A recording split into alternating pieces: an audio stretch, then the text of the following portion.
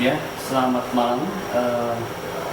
Saya akan menerangkan mengenai problem recognition yang merupakan bagian dari integrated marketing communication. Next. Di sini akan dibahas beberapa topik terkait dengan beberapa perbedaan antara perilaku, keterbatasan, dan kemudian pembuatan keputusan yang didahului oleh pemikiran-pemikiran tertentu. Kemudian problem recognition secara alami, kemudian marketing strategik yang berdasarkan pada problem recognition, dan metode pengukuran pada problem recognition. Dan pada intinya semuanya merupakan bagian dari problem recognition sendiri. Next. Di sini problem recognition itu meliputi beberapa hal. Yang pertama adalah apakah yang terkait dengan problem recognition ini sebelum diputuskan atau dilakukan terhadap pengambilan keputusan. Yang kedua, apa yang biasanya konsumen lakukan atau pikirkan terkait dengan adanya problem recognition ini. Kemudian yang ketiga, apakah hal-hal yang tidak terkait dengan marketing yang bisa mempengaruhi keputusan konsumen.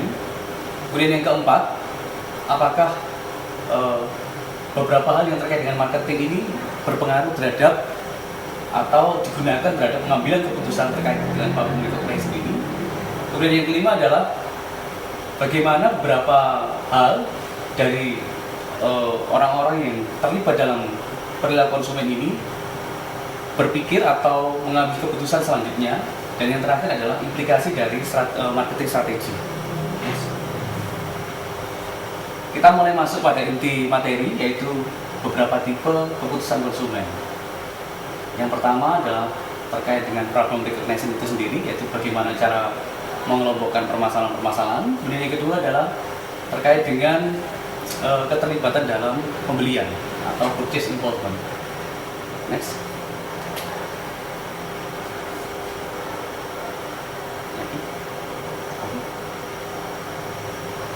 Oke, yang pertama adalah purchase involvement atau keterlibatan dalam pembelian, di mana terdapat hal-hal yang mempengaruhi antara interaksi tiap-tiap individu, kemudian produk dan karakteristik situasional. Berikutnya. Kemudian bentuk dari involvement dan outcome-nya atau keluarannya. Di sini ada kebiasaan dalam pengambilan keputusan. Di sini adalah merupakan perilaku konsumen yang sudah ada sebelumnya, di mana mereka lebih menyukai pada suatu merek tertentu atau brand tertentu, atau kita sebut dengan single brand. Kemudian yang kedua adalah keterbatasan dalam pengambilan keputusan atau pengambilan keputusan yang sudah tidak ada alternatif atau substitut lainnya. Kemudian yang ketiga adalah extended decision making atau pengambilan keputusan yang didasarkan pada suatu hal yang sudah fix atau sudah ada atau sudah baku atau sudah ditetapkan. Next. Dan yang terakhir adalah implication for strategy. Next. Di sini purchase involvement atau keterlibatan pembelian dan tipe-tipe pengambilan keputusan itu mulai dari low purchase involvement, artinya keterlibatan yang rendah, sampai pada high purchase involvement, keterlibatan yang cukup tinggi, di mana yang termasuk dalam low purchase involvement ini adalah habitual decision making atau pengambilan keputusan yang berdasarkan pada perilaku, kebiasaan atau pola-pola yang sudah ada sebelumnya, baik itu dalam keluarga, dalam prinsip dan sebagainya. Kemudian yang berada di antara keduanya, artinya bisa masuk dalam low purchase involvement maupun high purchase involvement, itu masuk dalam termasuk dalamnya adalah limited decision making. Artinya di sini pengambilan keputusan dalam mengkonsumsi sebuah produk atau suatu merek itu didasarkan pada keterbatasan yang sudah ada. Artinya tidak ada pilihan-pilihan lain, tidak ada barang substitusi lain, sehingga di sini mau tidak mau konsumen dihadapkan pada beberapa merek atau beberapa produk. Tapi pada kondisi extended decision making ini konsumen memang benar-benar terlibat. Artinya di sini sebelum mengambil keputusan atau mengkonsumsi sebuah produk maupun jasa, konsumen lebih dulu memikirkan, mempertimbangkan dan membandingkan antara produk maupun merek yang ada atau yang ditawarkan dengan merek-merek lain. Next. Kemudian terkait pada purchase involvement dan tax decision making masih membahas masalah itu. Di sini lebih dikelompokkan ya. Jadi kalau habitual decision making ini ada problem recognized. Jadi artinya di sini problem recognized ini sudah selektif, artinya sudah dipilih. Kemudian konsumen mencari information research. Kemudian di sini ada limited internal, jadi mereka mencari secara terbatas pada kelompok internal mereka yang tadi saya sebutkan, ada keluarga, ada teman dan sebagainya.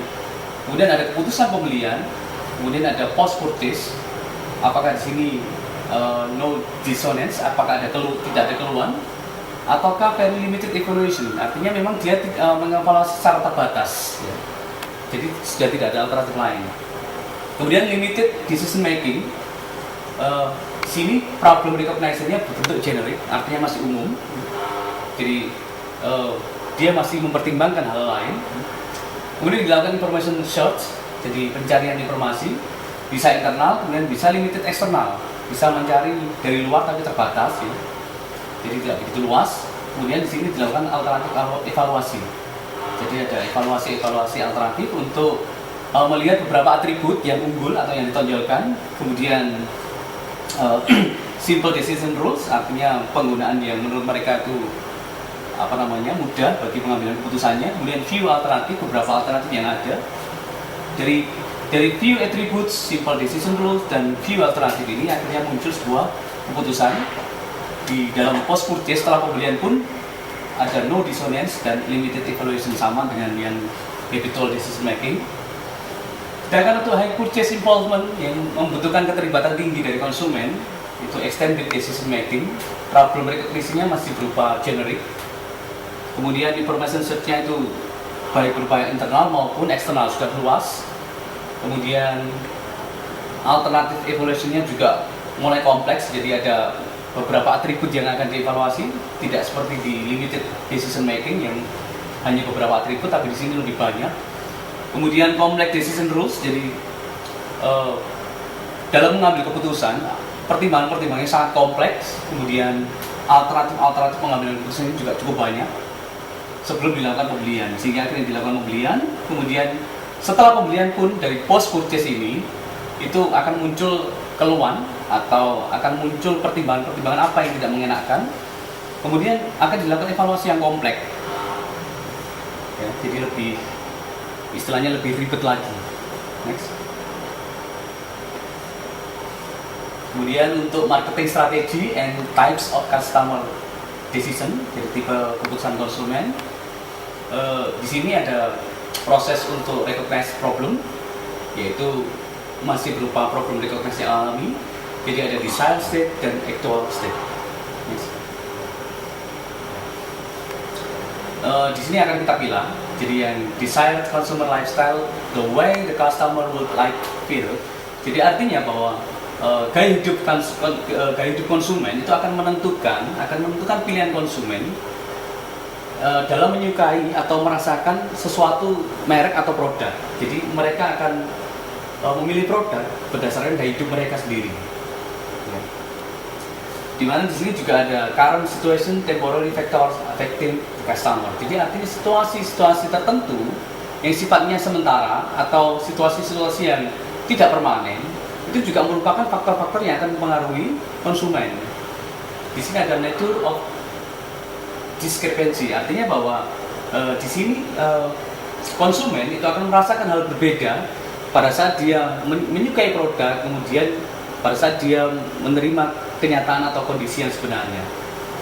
Di sini dibagi dengan 3 kategori, ada tidak ada perbedaan, kemudian ada keinginan, tetapi apa yang dia terima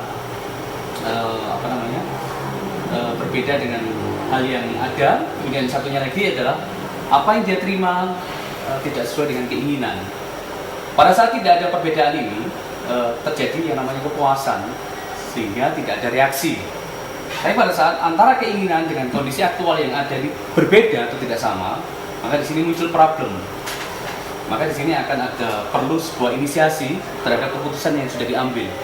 Perlu sebuah langkah-langkah untuk mencari solusi bagaimana seharusnya antara aktual dengan apa yang diinginkan itu sesuai, bersave and actual be equal, artinya sama. Next. Sebelum melangkah lebih jauh, kita akan melihat proses of problem recognize ya.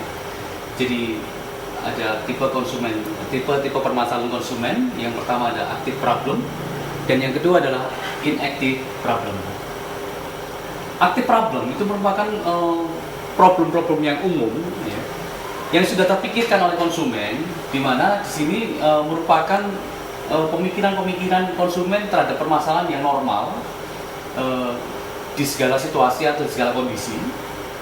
Sedangkan inactive problem itu merupakan problem-problem yang sebelumnya tidak pernah terpikirkan oleh konsumen, atau konsumen belum memikirkan itu, tapi kadang-kadang menjadi suatu masalah bagi konsumen.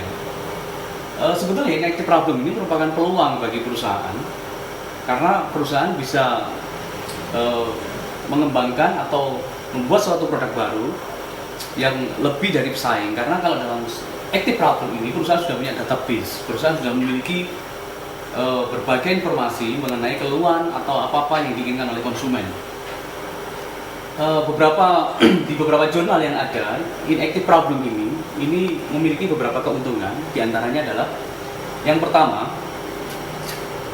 life cycle produk lebih lama. Artinya bahwa antara desain yang dibuat dengan produk yang ditawarkan atau itu selesai dibuat, itu memiliki siklus yang cukup lama. Karena apa? Pesaing belum pernah berpikir, pesaing belum memikirkan untuk hal tersebut.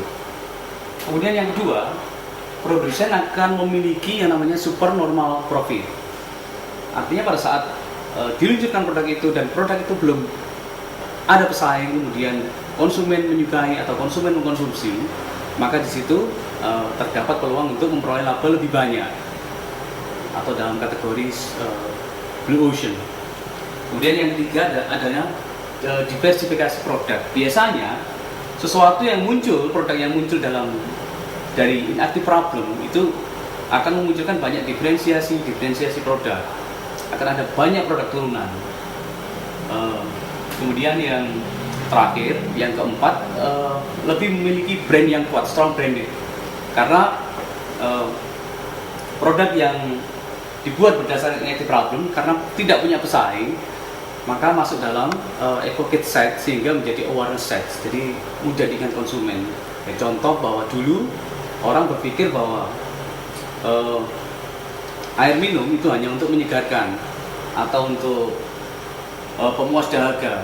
Tapi pada kenyataannya air minum butuh dikemas, butuh izin, kemudian butuh bisa disimpan dalam waktu yang lama, sehingga akhirnya ada packaging yang di Indonesia dipelopori oleh Aqua. Sehingga pada saat orang membeli air mineral, mesti orang menyebut dengan merek Aqua. Contoh untuk inactive problem lainnya adalah pada saat orang tidak punya masalah tidak berpikir mengenai manfaat dari bakteri, justru dimunculkan suatu produk, salah satunya adalah Yakult, yang produk core-nya adalah susu, kemudian diberi bakteri yang menyehatkan, artinya bakteri yang bisa melawan bakteri di usus, artinya menjadi sebuah produk yang basicnya adalah inactive problem. Dan sampai saat ini belum punya pesaing yang berarti bagi Yakult dan sebagainya. Jadi di active problem marketing strateginya adalah pemasar ya, ini hanya membutuhkan apa sih yang kira-kira menjadi kebutuhan konsumen secara umum, dan setelah mengetahui apa yang dibutuhkan konsumen baik atribut maupun fiturnya, maka dia bisa membuat sebuah solusi, sebuah penyelesaian apa yang diharapkan dari merek itu ya. Tapi kalau di inactive problem ya, seorang marketer harus berpikir bahwa setiap konsumen pasti memiliki masalah, dan masalah itu perlu digali, perlu dikembangkan, perlu diketahui, baik itu melibatkan konsumen atau tidak, sehingga akhirnya merek ini menjadi sebuah superior solution. Next. Oke. Tapi di sini ada beberapa hal yang tidak terkontrol dalam determinants of problem recognition. Jadi ada beberapa faktor luar marketing yang berpengaruh terhadap problem recognition. Jadi kalau dalam desire state itu ada kultur maupun subkultur atau ada budaya, kemudian status sosial, kemudian referensi grup, kemudian karakteristik households, kemudian status keuangan atau harapan-harapan mereka, kemudian keputusan sebelumnya, kemudian pengembangan individu, emosi, motivasi maupun situasi. Hal ini bisa lebih kecil, sama, atau bahkan lebih dari actual state. Apa yang diharapkan dengan apa yang dia terima bisa lebih, bisa kurang, bisa sama, bisa lebih. Ya. Kemudian ini past decision, kalau di actual state itu terkait dengan keputusan yang sebelumnya. Kemudian normal depletion, kemudian kinerja dari produk atau merek, kemudian pengembangan individu, emosi, kemudian grup dari konsumen atau government, kemudian ketersediaan produk maupun situasi. Next. Selanjutnya kita bicara masalah marketing strategy and problem recognition. Di sini ada discovering customer problem yang pertama. Yang pertama juga terkait dengan discovering customer problem ini ada analisis activity, di mana memfokuskan pada aktivitas-aktivitas partikular untuk membedakan mana yang menjadi problem yang lebih dulu terkait dengan kinerja maupun aktivitas yang menjadi pokok atau kata kuncinya adalah performance of the activity, kinerja dalam aktivitas. Kemudian yang kedua adalah product analysis. Di sini menjelaskan mengenai pembelian ini bisa digunakan sebagai bagian dari produk maupun merek. Jadi konsumen dapat melihat beberapa asosiasi masalah dengan menggunakan perbandingan produk maupun merek. Yang terakhir adalah problem analysis, di mana ini dimulai dari pendefinisian masalah, kemudian apa yang kira-kira menjadi beberapa pertanyaan terkait sama aktivitas produk maupun merek yang diasosiasikan dengan harapan yang dapat mengurangi atau mereduksi dari problem itu sendiri. Ya. Kemudian masih terkait dengan discovering customer problem ini ada beberapa human factor research bahwa beberapa faktor manusia yang berbeda-beda ini terkait juga dengan area-area atau dimensi-dimensi yang terkait dengan visi, kemudian kekuatan mereka, kemudian respon terhadap waktu, fleksibilitas, kemudian tingkat kelelahan dan efek terhadap pencahayaan, temperatur dan suara dan sebagainya. Ini faktor-faktor yang terkait dengan human factor ratio. Next. Yang kedua, yang masih terkait dengan marketing strategy and problem recognition adalah responding to customer problem. Jadi respon terhadap problem-problem yang dialami oleh konsumen. Ya.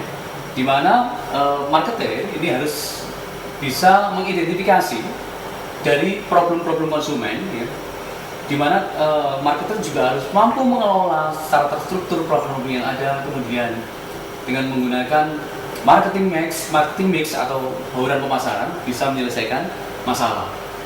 Di sini dapat meliputi pengembangan produk baru sebagai alternatif atau pemenuhan problem tersebut, kemudian memodifikasi channel atau distribusi dalam pemasaran, kemudian kebijakan terkait dengan harga, perubahan kebijakan harga, kemudian revising advertising strategy, jadi merubah strategi periklanan atau kampanye iklan. Kemudian yang ketiga adalah membantu konsumen dalam merecognize masalah mereka. Yang pertama ada dua, generic problem recognition sama selective problem recognition. Yang pertama terkait dengan generic problem recognition, jadi di sini adalah melibatkan secara langsung konsumen, ya, terhadap beberapa macam produk, terhadap beberapa macam brand atau merek, ya, terkait dengan produk tersebut juga di sini konsumen dibantu untuk mereduce atau mengkategorikan beberapa produk yang kira-kira sesuai dengan mereka. Kemudian yang kedua adalah meningkatkan beberapa problem yang umum yang sering muncul, ya. Kemudian secara generally ini di recognize, kemudian menghasilkan sebuah keputusan atau langkah-langkah untuk mereka mengerti atau memahami bahwa dengan mengetahui masalah-masalah yang ada, mereka akhirnya bisa melakukan pemasaran secara total. Artinya mereka bisa memilih produk yang diinginkan sesuai dengan kehendak marketer. Kemudian yang kedua adalah selective problem recognition, yaitu melibatkan hanya beberapa produk tertentu yang kira-kira dapat memberikan solusi bagi konsumen. Yang kedua, jadi perusahaan juga terlibat untuk mengurangi ya, atau merecognize beberapa problem yang sudah diseleksi sehingga dapat meningkatkan pemasaran bagi perusahaan itu sendiri. Artinya di sini bahwa perusahaan sedapat mungkin harus bisa mengurangi masalah-masalah yang terjadi terkait dengan produk maupun merek. Mungkin itu yang bisa saya sampaikan terkait dengan problem recognition. Terima kasih atas perhatiannya. Semoga ilmu ini bermanfaat. Halo, mari.